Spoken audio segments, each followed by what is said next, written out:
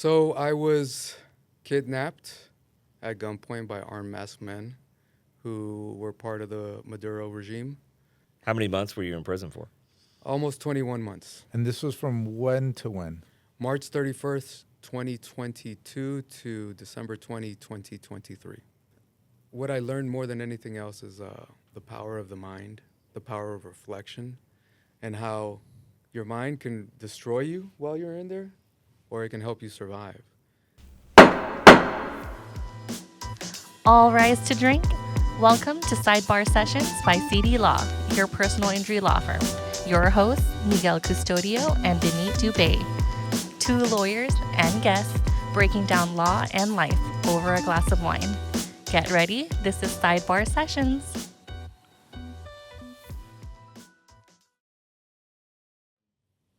Welcome to Sidebar Sessions, episode 5.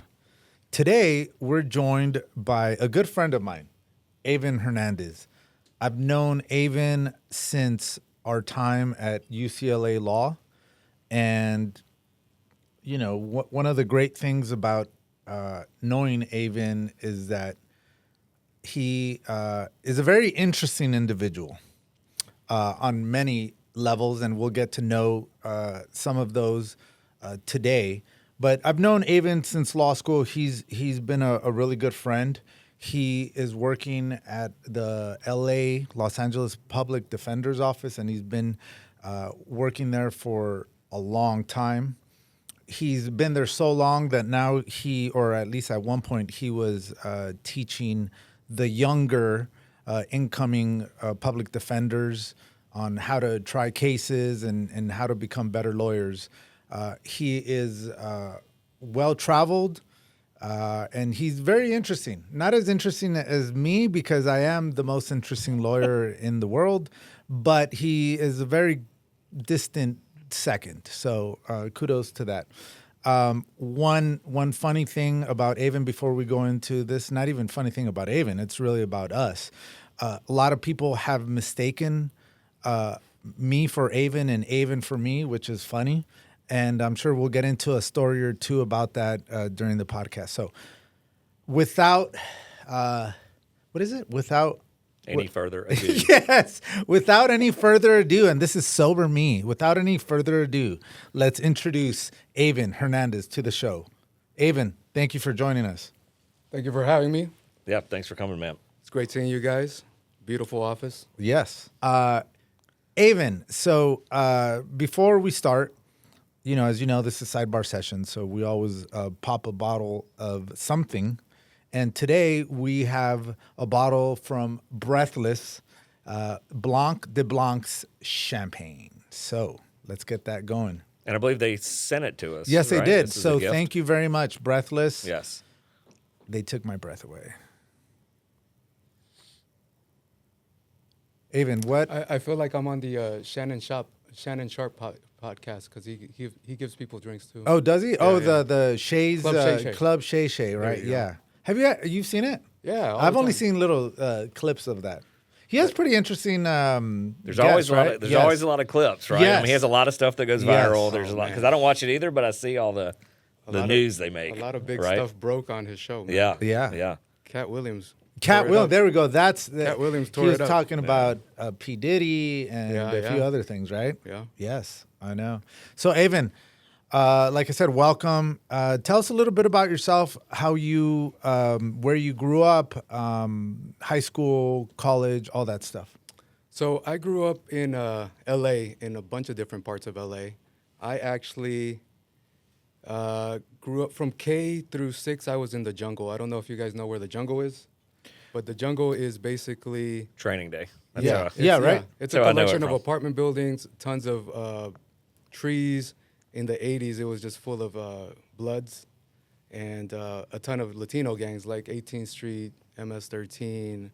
There was a lot of different gangs. And so I grew up in that area, but at that time, black gangs and Latino gangs didn't have any beef with each other. So, we were pretty much safe as kids from the older gang members, but the young kids were all wannabes, so there were always fights.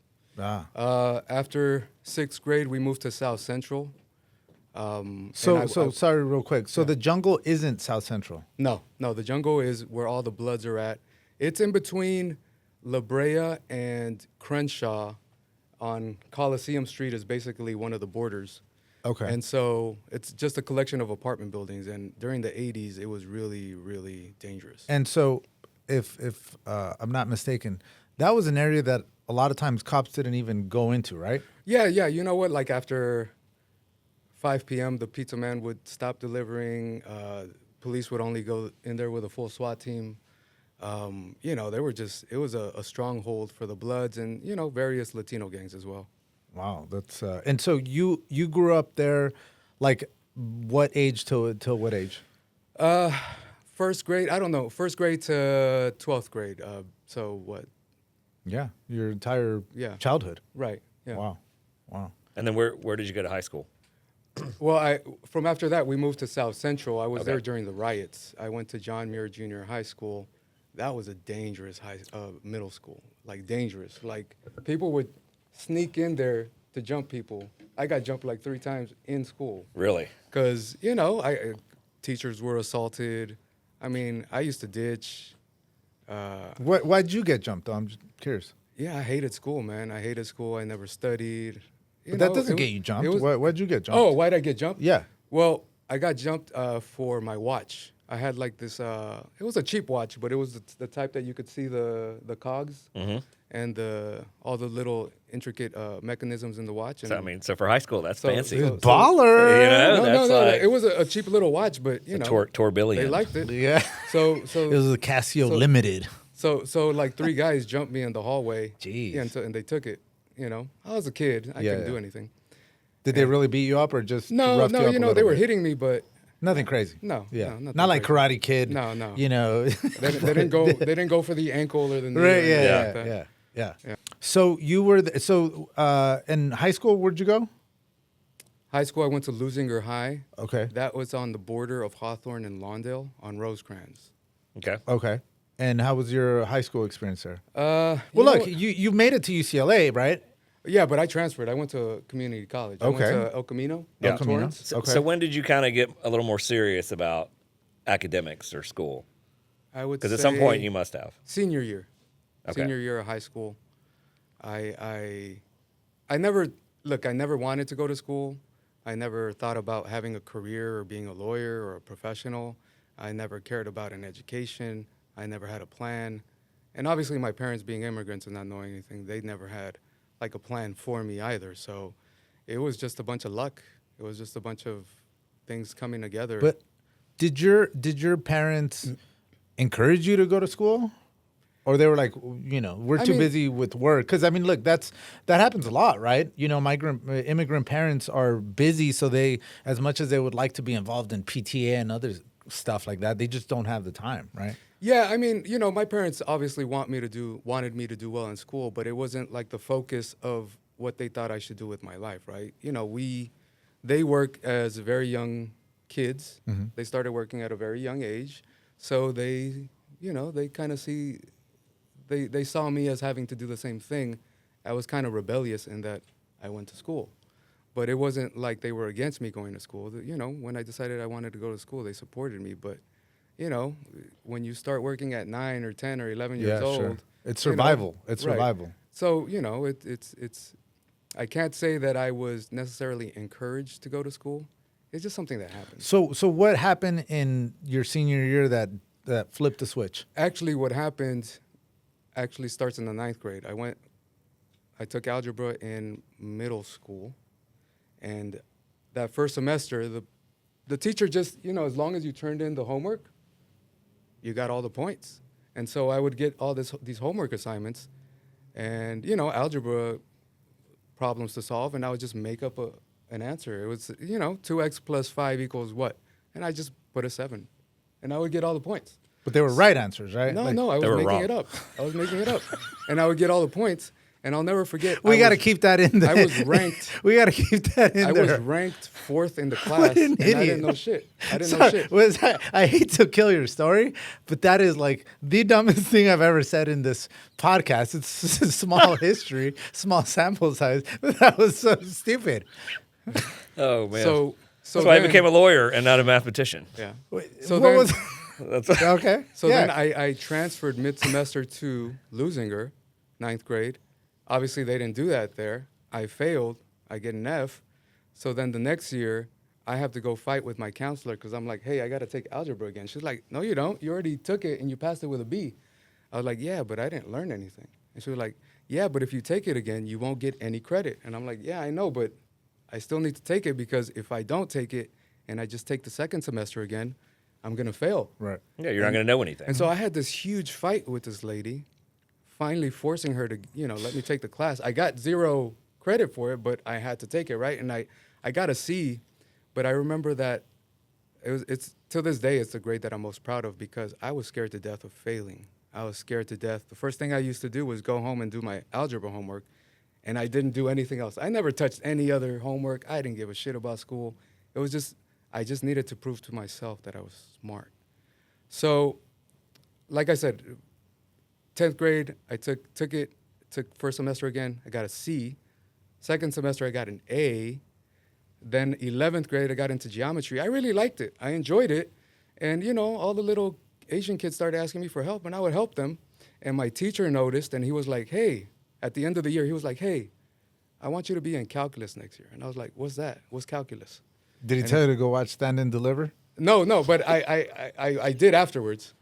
And I was like, what is that? He was like, oh, he started explaining it to me. And I didn't really have any interest in doing calculus or anything because I wasn't going to school. I wasn't thinking about anything. But I was so touched by how he saw me. Nice. Like he expected something of me, right? Yeah. More than anybody else had ever expected of me in my life, that I was like, all right, I'll do it for him. Yeah. So he just had me like enroll in trigonometry and math analysis in the summer, and I did El Camino College the same number at night. I took algebra 2. So I took 2 years worth of math in one summer. Damn. I got to calculus, and then my life was changed when I met Isaac Newton.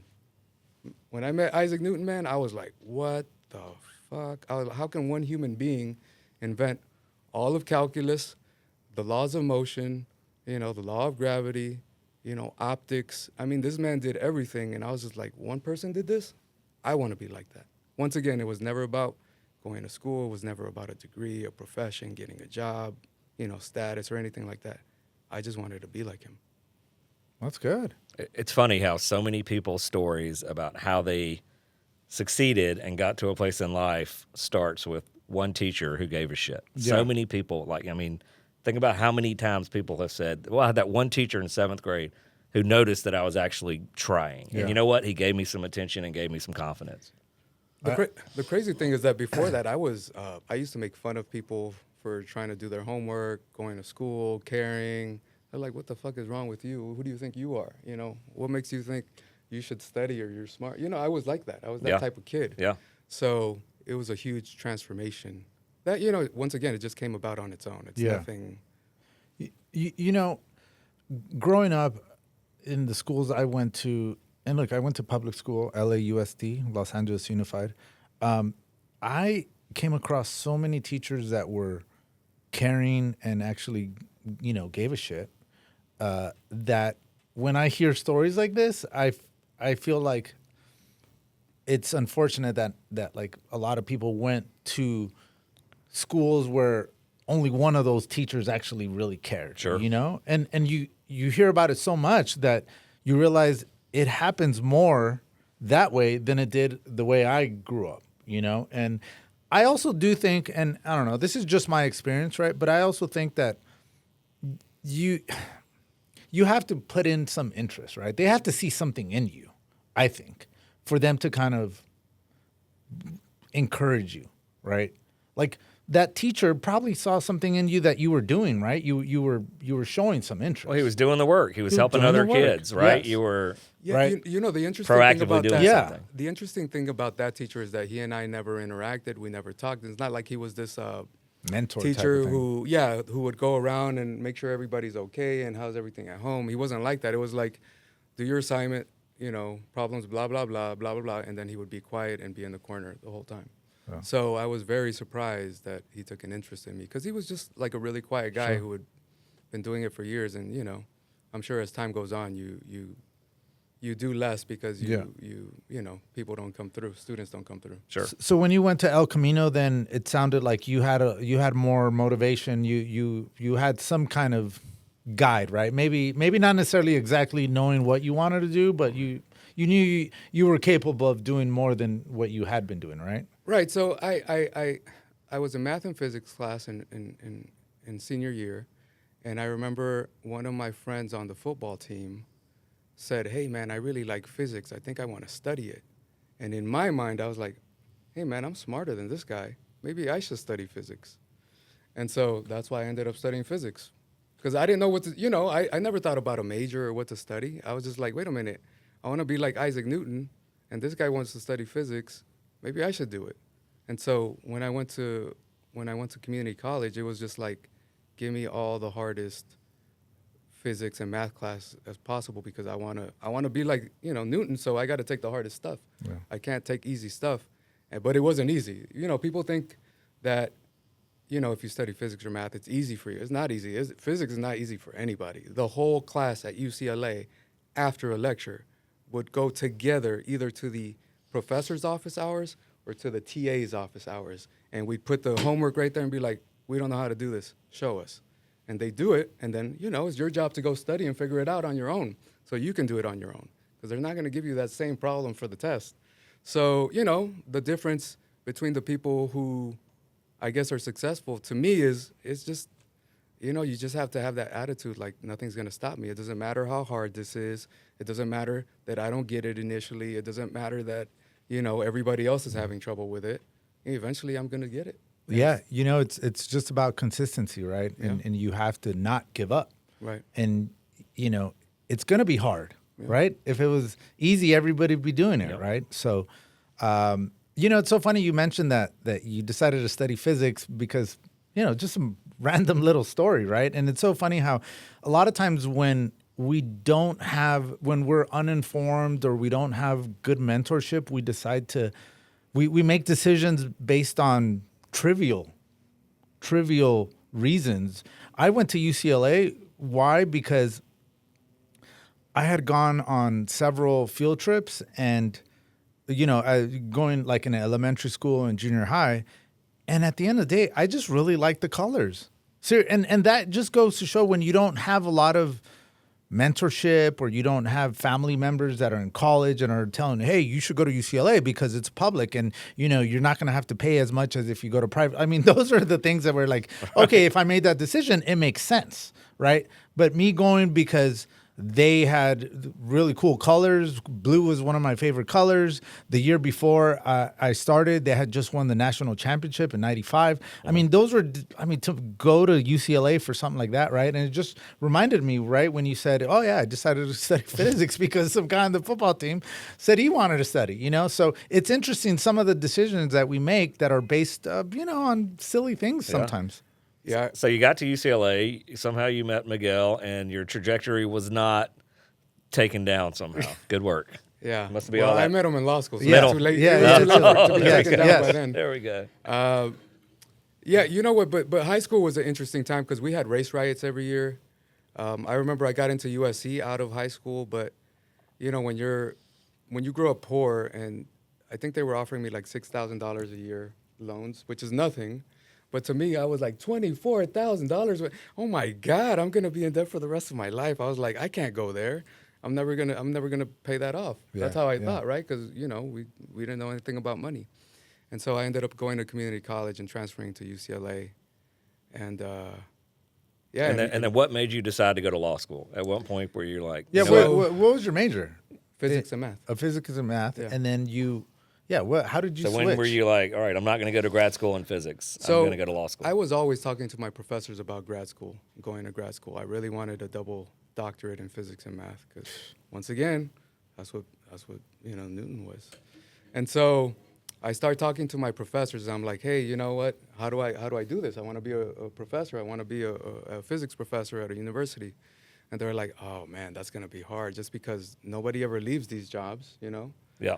People leave when like they're 80. They so get they're, tenured and then they're just set. And so they never leave. So there's almost never openings. And if there is an opening, you have to be in the top 2%. And I was like, man, I mean, I love it, but, you know, am I going to risk my whole future on such, you know, difficult odds? So then I found out about the Law Fellows program at UCLA. And one of the professors in one of the courses the lectures that were given to us, he said, if you don't know what to do with your life, go to law school. That's what it's for. I said to myself, I don't know what to do with my life. I guess I'm going to law school. Tell us That's a why I little went. bit about the Law Fellows program for those that don't know about it. They recruited minorities whose parents hadn't had any university educations.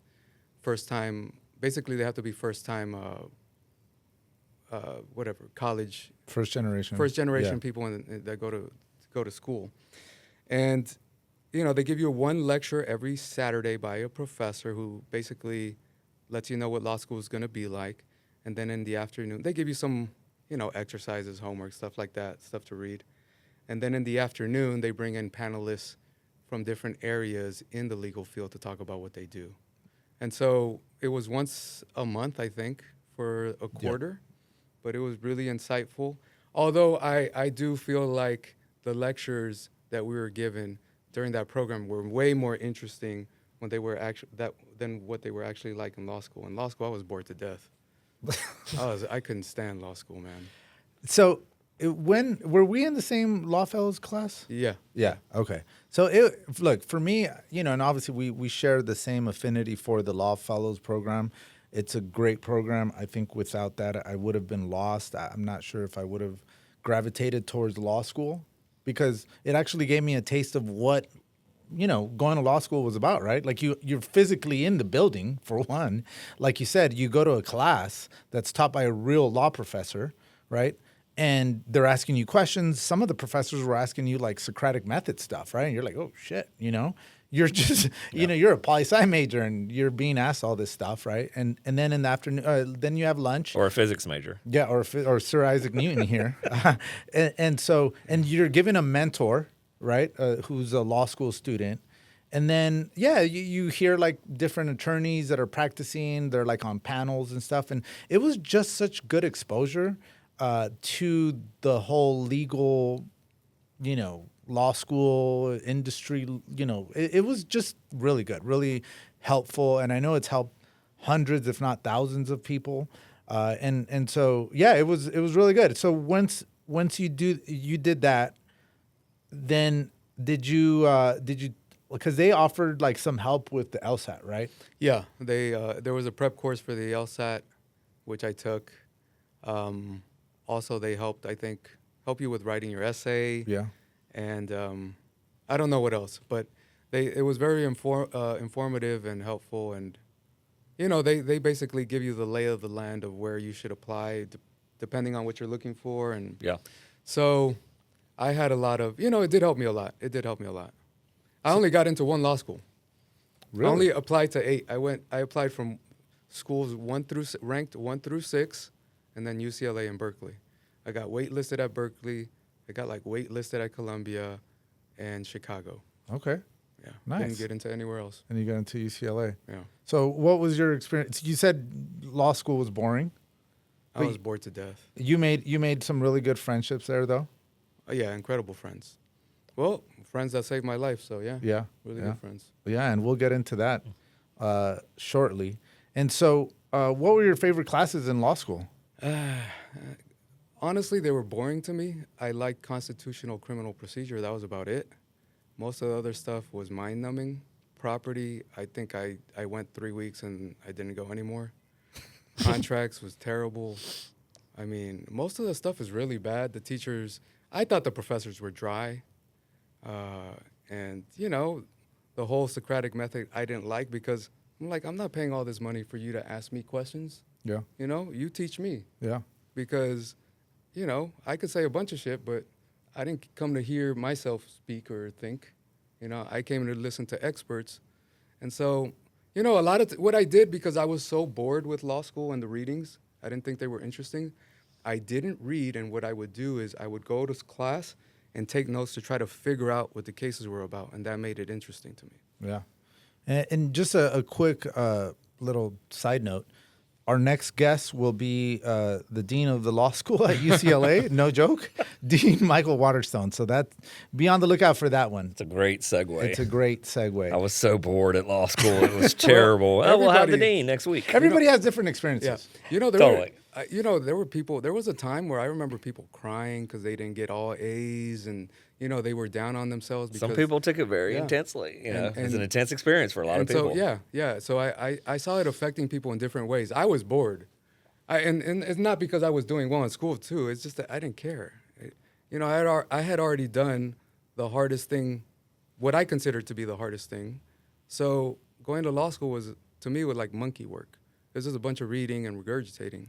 And that wasn't for me. So I do remember though. Remember we were in we'd study together, a bunch of us. For finals. For finals, Yeah. was it for finals? For finals. Yeah, and it's so funny because I'm sure you remember we'd study on the second floor, and we were always just joking around, several of us, to the point where they had to tell us to shut up, to leave. Yeah, we couldn't really seriously. hang out too much. It would get too disruptive. Yeah, we would. It was like being in middle school for me again. That was fun. And here's the funny thing. Look, for me to think back and be like, those are the fun times. Studying for finals. Right?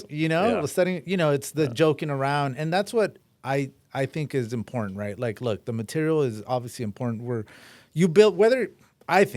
you want to admit it or not, that reading, that analyzing helped you in your next facet, I think. Well, you know what? Math made me an expert in logic because all we do is use logic. Physics, reasoning. The law school is more like doing mental gymnastics to get somewhere where you can't go. Mm-hmm. So people make things up to get where they need to go. And so I didn't find that impressive. I didn't find that to teach me anything because my background was to get at the truth, right? When you study science, all you want to do is discover the truths of the universe. But when you get to law school, it's all about winning an argument, whether or not you're on the you have the right position, right, or what you're saying is truthful. So in that respect, I didn't find it interesting or enlightening or anything like that because I didn't find that useful. So you end up going to the public defenders right after, right? Yes. Straight out of law school, that was your first job? That was my first job. And the only reason I got that job was because, once again, I didn't want to be a lawyer. I tried to drop out after the third week. That. I had a meeting with the dean of students already set up. Dean Cheadle to go drop out. I was in the student lounge. It was around noon. My appointment was at 4, and then Sergio walks in. And he was a second-year law student. And he was a cool guy. And I was like, hey, man, I appreciate you being so supportive and helpful, but I'm out of here.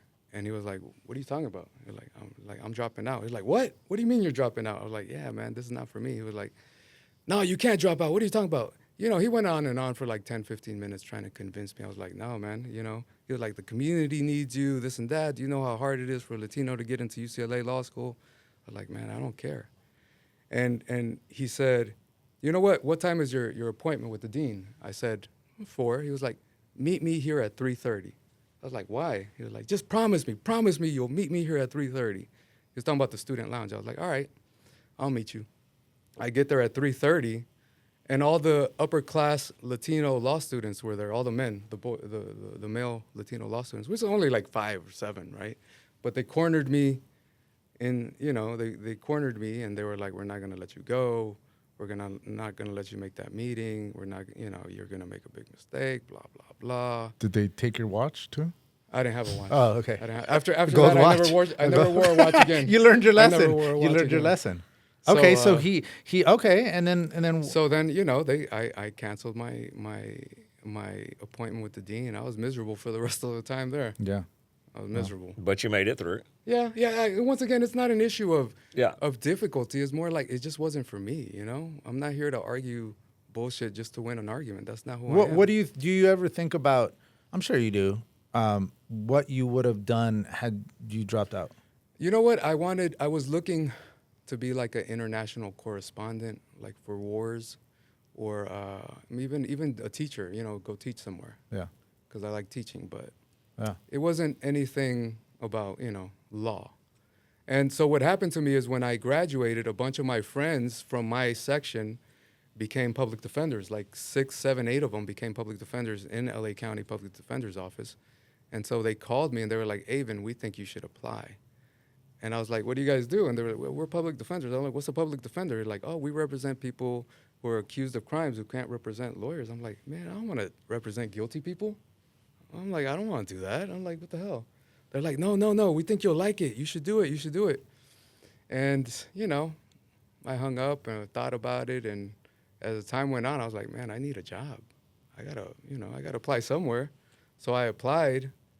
And once I realized what was going on there and what they were doing to people and how they were lying and manipulating and cheating, I was like, oh, hell no. I'm fighting like everything and everyone every day. I'm burning down the courthouse. I'm fighting every case. Like every client, I was like, no, man, we're fighting. You can't take a deal. Like I would be like, no, you can't take a deal. We're fighting this shit. This is bullshit. You shouldn't let them take advantage of you like that. And normally the vast majority of people take those deals. Right. But I was one of those guys where like, look, if you're innocent, you shouldn't look, all that's gonna happen is if you plead right now, you're gonna be on probation. The police know they fucked you over. They're gonna keep stopping you, keep searching you, keep harassing you because they know you're never gonna fight for yourself. So until you fight for yourself, this shit isn't gonna stop. This is about your life. So I would convince people that didn't want to fight. And that's all I ever wanted to do while I was there, man, is just, I don't care who it is. I don't care what the case is like. We're fighting.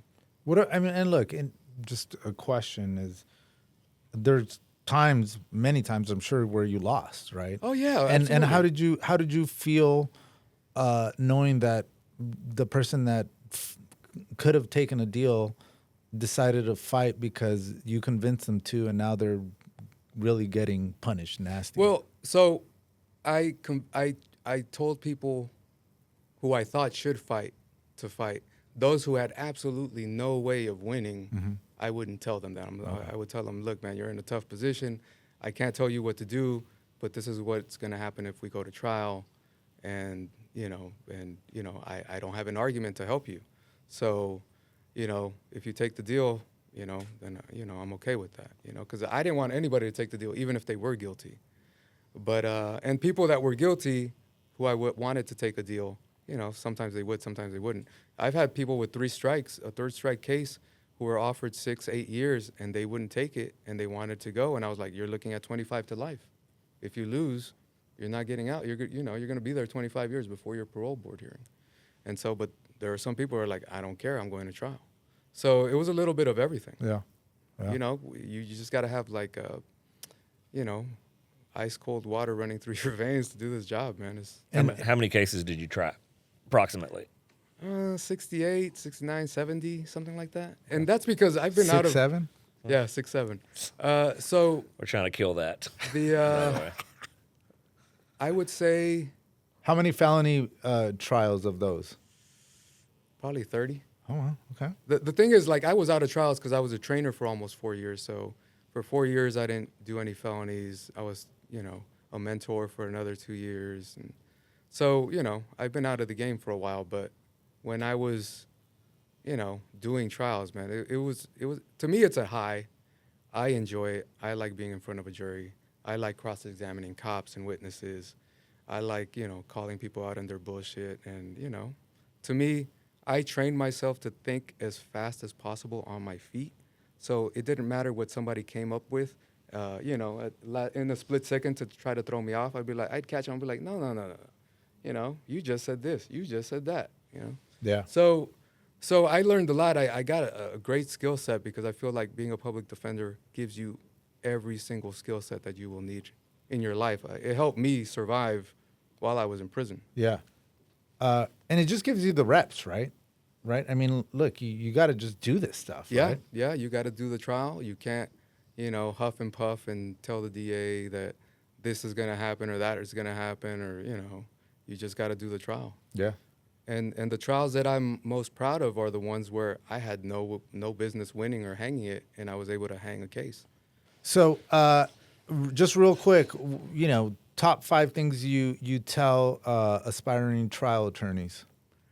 You have to redefine your identity. You have to construct a completely new identity to be a completely new person who you have to be in order to do trials, because trials are very stressful.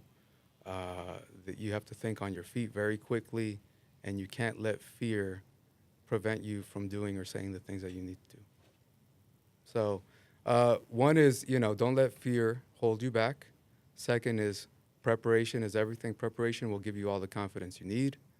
Third is, when you're up there, man, put on a show, because people don't realize that, jurors don't want to be there. They want to go home. They want to be at work. They have a million things on their mind. A lot of times they're bored.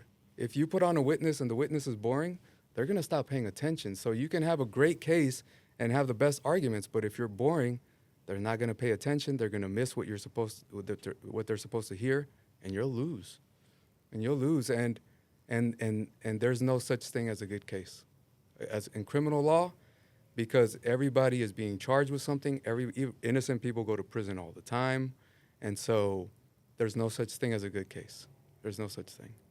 And you have to figure out how to balance the fact that, you're going to do trials and innocent people are going to go to prison, and you're going to have to live with that. Yeah, it's really good advice.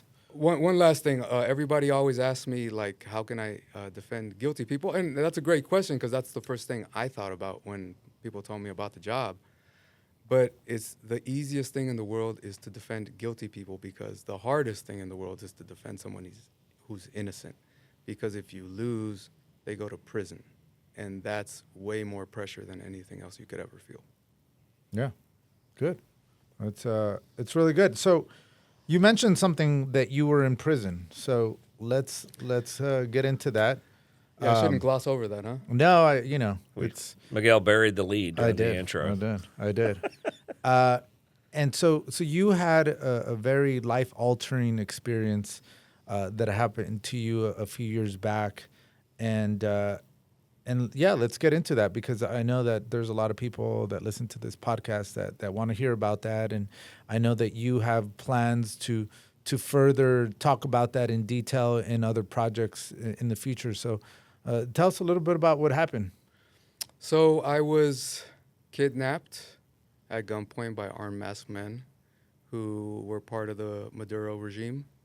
I was accused of being a CIA spy, of being there to commit terrorism against Maduro and try to overthrow him. And so I was placed in the highest level security prison that they had, which was basically their CIA building. I was in the garage and some concrete cells that they had built in the garage. These were tiny cells, 7 by 9 feet maybe. Bunk beds. Half of that room is accessible, obviously, because of the bed. And I was in solitary confinement for like 40 days and 40 nights. Where were you nabbed? Like Moses. I was in Colombia on vacation. I was near the border. Okay. So you're good. Yeah, and you'd been to Colombia before, right? Yeah, and I had never had any issues in Colombia. It was always safe. People were always great to me. But you had never really gone close to the border, right? No, Or never. Right.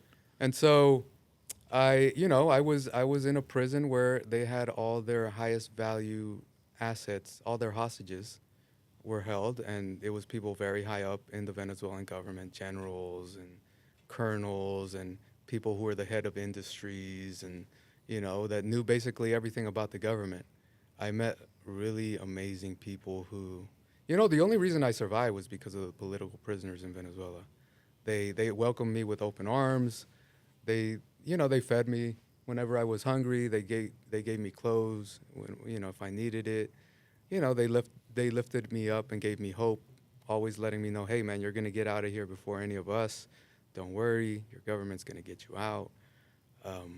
They were just always looking after me, and I consider them family. So these were people of high stature and position in Venezuela who were anti-Maduro and who he put in prison. Right. right? And so, and for the military people, the reason they were there is because they were honest and trustworthy and loyal to, the country or the Constitution. They were great leaders. They had great respect, and that makes them very dangerous for a corrupt regime. When you have a corrupt regime, they're going to go after, the honest, the hardworking, the people who have respect that other people will follow and listen to. That's why they were there. And the people in industries who were extremely wealthy were also kidnapped, and basically so that, all their property and money would be pillaged and looted. So there were political prisoners there. There were people who were there because they were so wealthy that the government needed to rob them in order to keep going. And there were, people who were there who were, I guess more like, so the thing they would do, let's say they want to arrest someone. They go to that person's house. They'll get the maid, they'll get the landscapers, they'll get the cooks, they'll get the mailman, the hairstyle, whoever's there, they will arrest, and they will, these people will form part of the charges of conspiracy that they make up. Everybody's always charged with terrorism. That's the go-to for that government, and basically any government who wants to disappear people, they just charge those people with terrorism, because when you charge people with terrorism, they're basically enemies of the state, and you can do whatever you want to them. So they would convince all those workers to turn on their actual target. Right? Well, no, everybody was guilty. Okay. Everybody was guilty. They would just invent some charge. It's like you all were in a conspiracy. Everybody, yeah. People didn't even know each other, and they were in conspiracies. How many months were you in prison for? Almost 21 months. And this was from when to when? March 31st, 2022 to December 20, 2023. And, interestingly enough, me and you had texted, like, I think in January of that year, and we were going to go have lunch. You said you wanted to talk about just, maybe options of going out on your own. Do you remember that? Yeah. And I said, all right, well, look, yeah, let's do it. I mean, I told him the sooner the better, man. But you never know what happens. Seriously, right? Like, you just don't want a lot of time to go by. And then I heard the news, and I was like, just dumbfounded, like, Yeah. what? Like, Eyvin? Did you know people that died from the torture? Well, no, but I knew, I met 15, 20 people that were tortured. And, their tales were all gruesome, and, it's sad. In my job, I know of the horrible things that human beings can do, but it's so crazy when they take over a government, because then, the pain, the hurt, the suffering that they cause is just immense, and it can go on for decades. And the power of the state is Right. behind them at that point. Right. That's why, I've always dedicated myself to fighting the power of the state, because I know the danger that it truly is. When you got picked up March 31st, I'm sure you were probably like, what the fuck's going on? First off, like, what? Like, what? And then, when they were taking you away, did you have in your mind, like, okay, this is just going to fix itself out, I'm going to be able to talk? Or did you say, shit, this is going to be something I'm in the long run for? So I didn't know anything about the government of Venezuela. I had stopped paying attention to Venezuela 5-7 years prior to that happening. And so I didn't know what the country was like. But being a lawyer and there not being any evidence, I thought to myself, as soon as I get in front of a judge, the DA is not going to have any evidence. They're going to have to dismiss the case. I didn't realize, the judges took orders from Maduro, and the DAs took orders from Maduro, and the public defenders took orders from Maduro. So, there was no way for me to get out. But in my mind, I was like, I didn't know who the people I had met, who they really were. I didn't know if they had actually done anything. But in my mind, I was like, I know I haven't done anything, so I'll be out of here soon. So initially, I mean, obviously you're scared and this is fucking crazy, but you're thinking, you know what? As soon as I get in front of a judge, it's a misunderstanding and I'll be out of here. Right. But, the other prisoners were like, man, you're a hostage. And that was really hard for me to accept, because I was like, but why would they want me? I'm a nobody. I haven't done anything. They have my phone. They can go through my phone. They know I don't have any messages against the Venezuelan government, or I'm not plotting anything. Phones basically give your whole story to everybody now. So they knew who I was because they had my phone, and they have software that tells them where you were, through your GPS. They know everywhere I was. They saw all my text messages. They saw everything. I showed them my return flight trip, my purchase of the round trip flight back to Los Angeles. I was supposed to leave 3 days later. And so they knew that I was innocent. And so I kept wondering, like, why are they doing this? Is it, I knew that the U.S. and Venezuela had been at, basically war for 20 years, but I didn't realize that they would, just take anybody. But the real reason I was kidnapped was because the United States had kidnapped Alex Saab earlier, I think a couple years before. And because they had kidnapped Alex Saab and charged him with, money laundering or corruption, I forget. Because of that, the Venezuelan government started, kidnapping as many American citizens as they could so that they could get enough people to make a swap. Trade, yeah. So was he a government official in Venezuela? Who was They Alex Saab? they claimed he was. I mean, Maduro, everybody claims he's Colombian, and Saab, everybody claims they're Colombian. But Maduro was the president of Venezuela illegally if he's Colombian, and Saab was in that regime illegally if he's Colombian.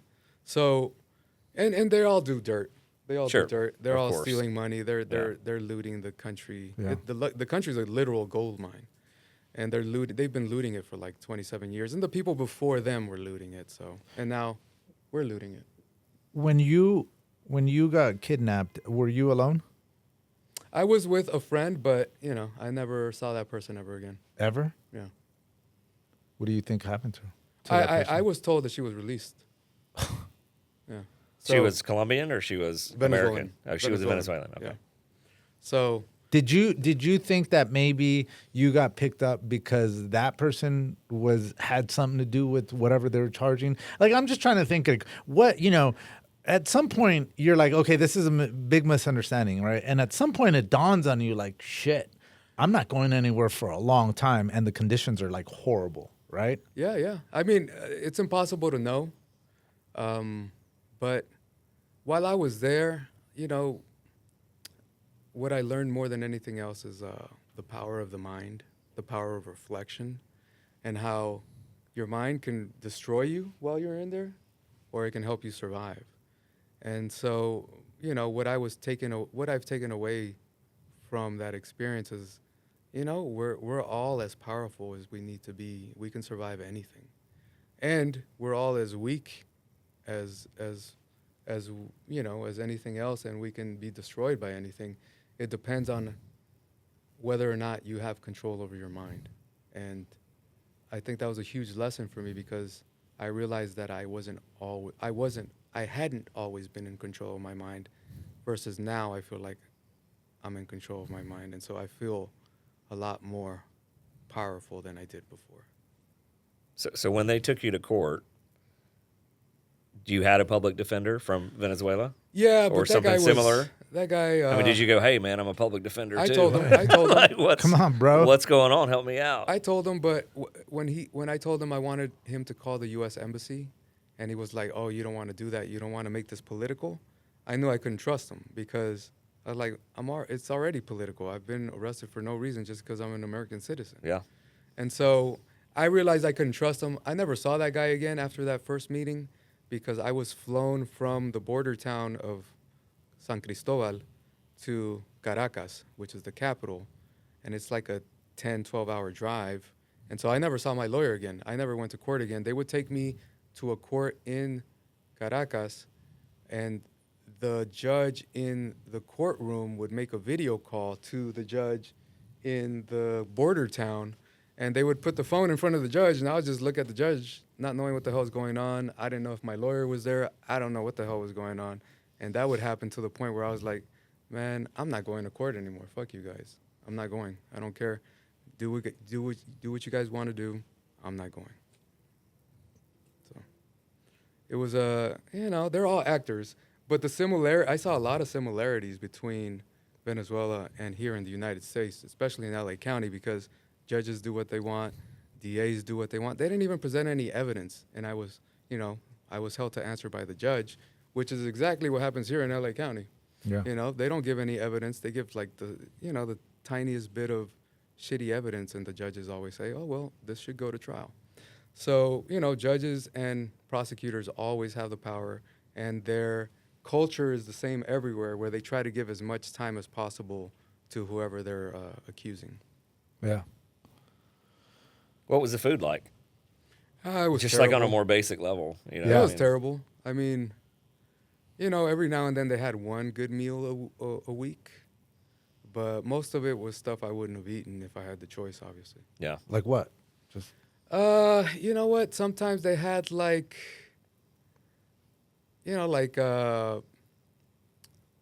they called it like Chinese rice, where I can't tell what the ingredients, but it wasn't actually Chinese food. It was what they call Chinese food. Yeah. Yeah. And it wasn't good, It's not something I would have been like, yeah, give me some of that, give me some of that, give me some of that. yeah. Did you have health issues? Were you able to get treatment? What was that like?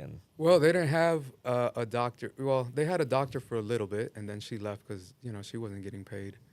People were getting paid like $7 a month on salary while I was there.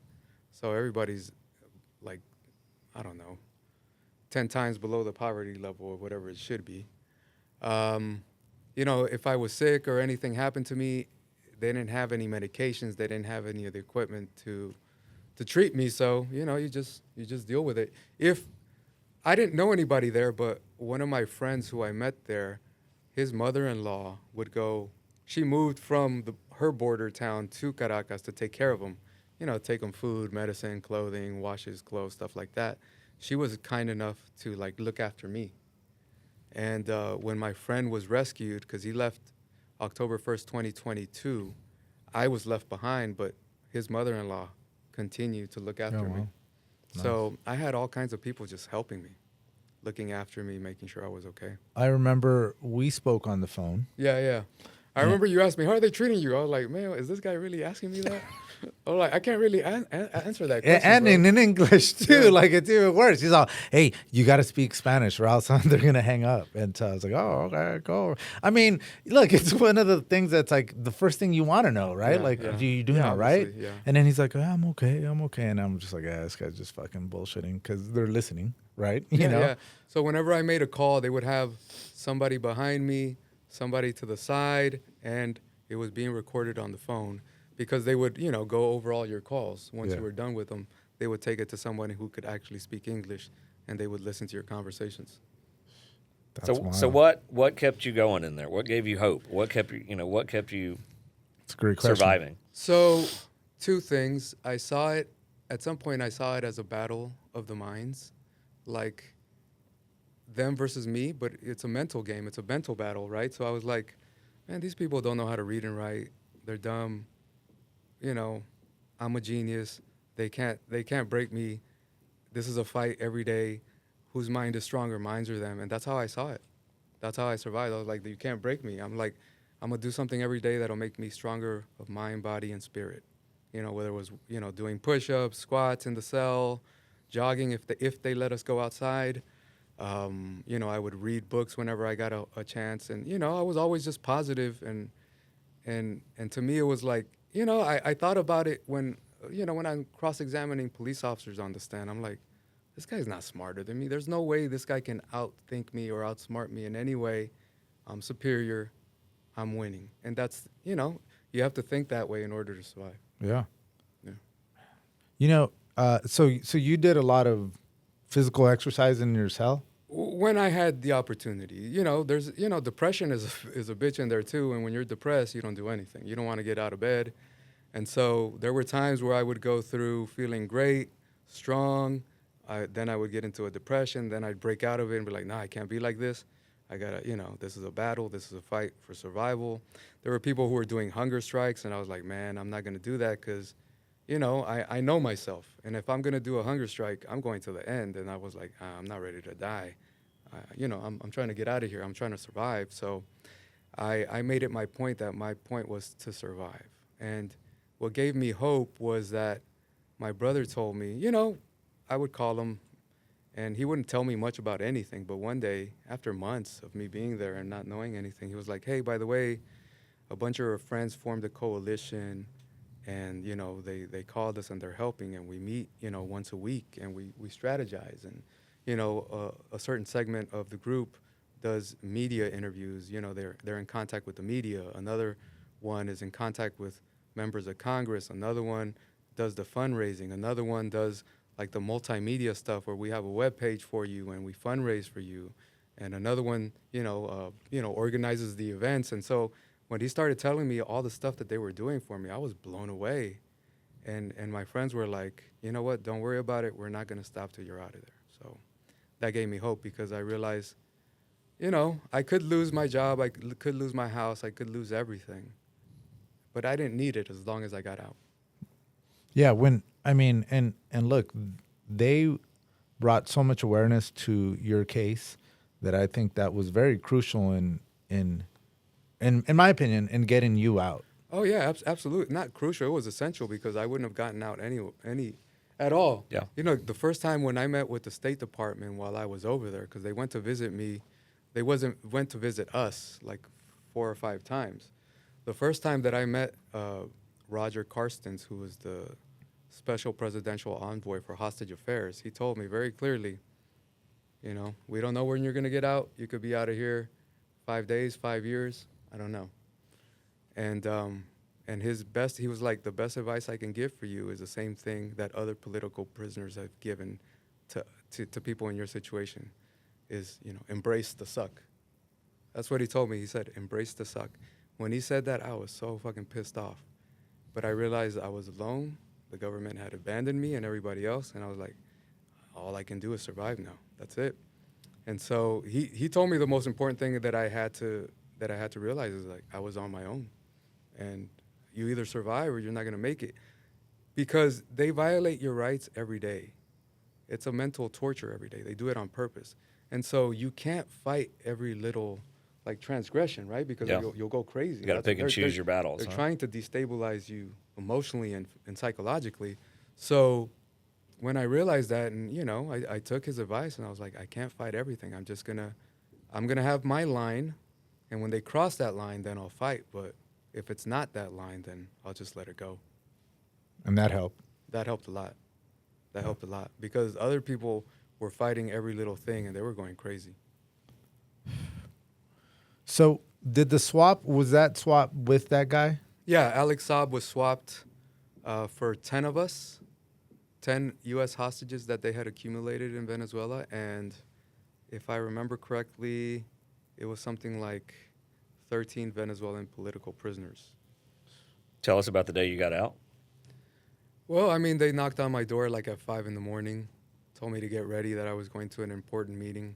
I kind of had an idea, what was going on, but I wasn't sure. They didn't let me take any of my luggage, my clothes, my books. Wait, how did you know you had an idea of what was going on? Oh, because I had been talking to my friends. I think Shafi, who we went to law school with, had told me that, hey, just give it a few days, something might happen. And so so they had already been given wind that there was going to be a swap, but they couldn't tell me over the phone, obviously. Sure. And so,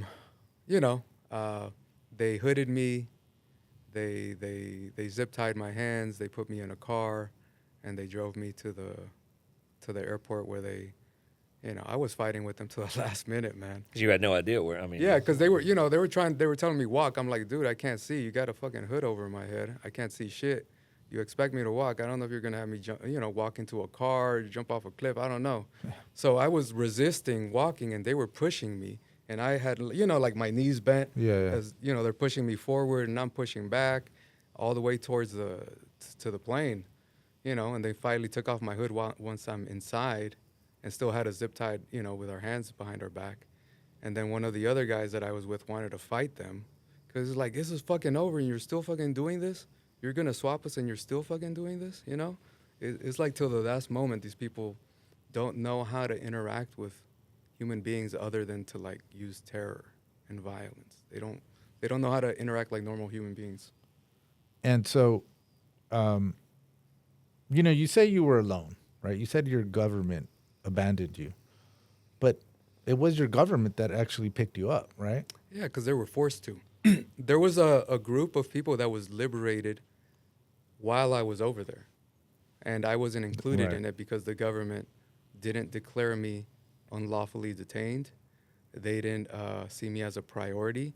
And they had already told my family and friends that they did not engage in hostage negotiations. And because swapping me for another person would only encourage other countries to Right. do the Sure. same.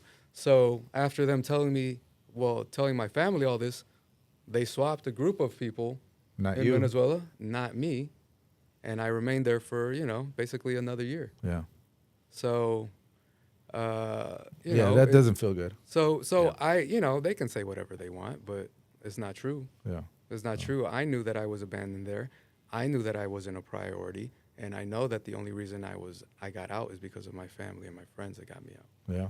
Well. Do you keep in touch with any of the prisoners, the Americans that got out? Yeah, man. Me and Osman are like brothers. We talk all the time. We're always, keeping in contact. There's a few other people that I keep in contact with that we're really cool. When you go through something like that, you just become, there's like a lifelong club, Sure. Yeah, it's a bond. huh? a social club that you belong Yeah. to that nobody else gets to, join. Yeah. And so you have, and nobody, the interesting thing is nobody really asks each other what they went through because they don't need to know because everybody went through their own thing and they just respect the fact that you went through it and they don't need to. Because they know it anything was about. just as bad as what they went through, if not worse. And Yeah. They that understand enough. the gravity of the Yeah. whole situation. And at some point, I think maybe just hearing about that again probably reawakens things that they went through, and they're like, "Dude, I don't want to." Right? And I'd imagine trying to get past I it, mean, or you come to look, terms I don't with know. it, maybe. I mean, obviously, everybody's different, right? But at some point, some people just want to put that behind them, right? Yeah. You know what? I don't talk about it so much because it's a lot to talk about. It's a lot to go over. And, and then I would have to tell 1,000 people each individually at different times. And I'm like, that's too much. I'll just write the book. I'll make a documentary. Go on do the it all I podcast. want. Take. Yeah, we appreciate you opening Yeah. up a little bit here. Yeah, we do. We For really us. do because We look, really do. This is the first time we actually talk about it, and me and him, we're cool, we're close, Yeah. and I think a lot of people probably also have not asked him out of respect. Look, right, that's something that it's very personal, and you talk about it when you're ready, and we really do appreciate you coming on here Yeah. and really telling us things that most people haven't heard about your story. Well, you guys gave me wine, so, Yeah, We should have given you a glass Cheers. before. yeah, yes. Do you like how I dropped gravity in there for Sir Isaac Newton? That was for you. So tell us, I appreciate that. really quickly, tell us about your projects that you're working on. Honestly, I have too many, and I wish I had an executive assistant, but I don't have any money to pay them. But so I'm writing a book about my experience.